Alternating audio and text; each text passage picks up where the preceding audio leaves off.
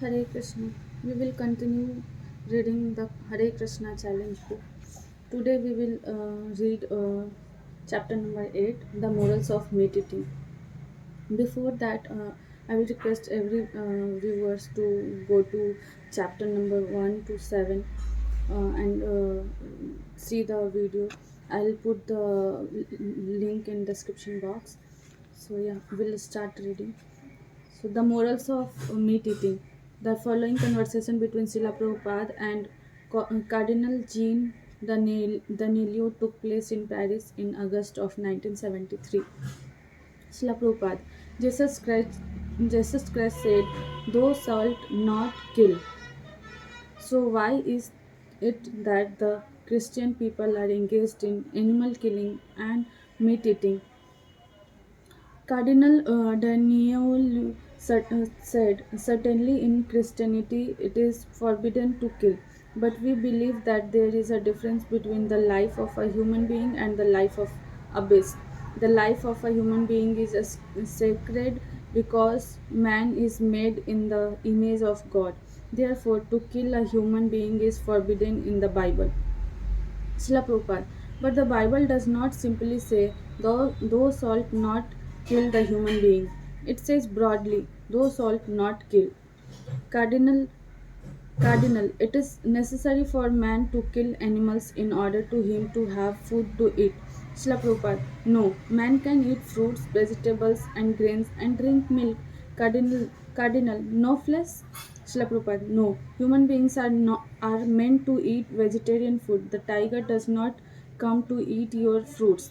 His prescribed food is animal flesh, but man's food is vegetable, fruits, grains, and milk products. So, how can you say that animal killing is not a sin?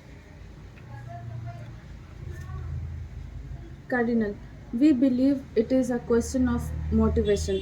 If the killing of an animal is for giving food to the hungry, then it is justified. Srila Prabhupada, but consider the cow. We drink her milk and therefore she is our mother. Do you agree? Cardinal, yes, surely. Srila Prabhupada, so if the cow is your mother, how can you support killing her? You take the milk from her, and when she is old and cannot give you milk, you cut her throat. Is that a very humane personal my proposal? In India, those who are meat eaters are advised to kill some lower animals like goats, pigs, or even buffalo. But cow killing is the greatest sin. In preaching Krishna consciousness, we ask people not to eat any kind of meat, and my disciples strictly follow this principle. But if under certain circumstances others are obliged to eat meat, then they should eat the flesh of some lower animal. Don't kill cows. It is the greatest sin. And as long as a man is sinful, he cannot understand God. The human being's business is to understand God and to love Him. But if you remain sinful, you will never be able to understand God or to speak to loving God. When there is no other food, someone may eat meat in order to keep from starving. That is all right, but it is most sinful to regularly maintain slaughterhouses just to satisfy your tongue. Actually, you will not even have a human society until this cruel practice of maintaining slaughterhouses is stopped. And although animal killing may sometimes be necessary for survival, at least the mother animal, the cow, should not be killed. That is simply human decency. In the Krishna consciousness movement, our practice is that we don't allow the killing of any animals. Krishna says, Patram puspam phalam toyam yo me bhaktaya prachyati. Vegetables, fruits, milk and grains should be offered to me in devotion. Bhagavad Gita 9.26. We take only prasad, the remnants of Krishna's food. The trees offer us many varieties of fruits, but the trees are not killed. Of course, one living entity is food for another living entity, but that does not mean you can kill your mother for food. Cows are innocent, they give us milk, you take their milk, and then you kill them in the slaughterhouse. This is sinful. Disciple Srila Prabhupada, Christianity's sanction of meat eating is based on the view that lower species of life do not have a soul like the human beings. Srila Prabhupada, that is foolishness. First of all, we have to understand the evidence of the soul's presence within the body. Then we can see whether the human being has a soul and the cow does not.